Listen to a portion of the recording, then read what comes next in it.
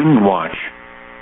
For the following locations in Colorado: Fort Collins and Boulder in the western suburbs of Denver.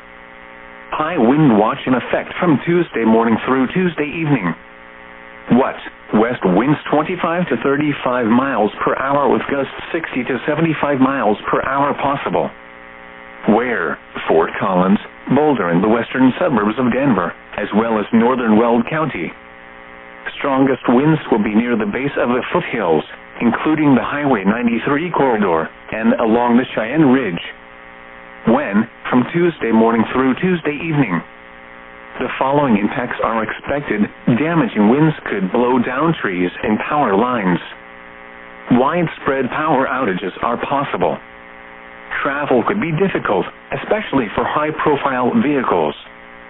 New fires may spread rapidly in northern Weld County or any areas with little to no snow cover. Monitor the latest forecasts and warnings for updates.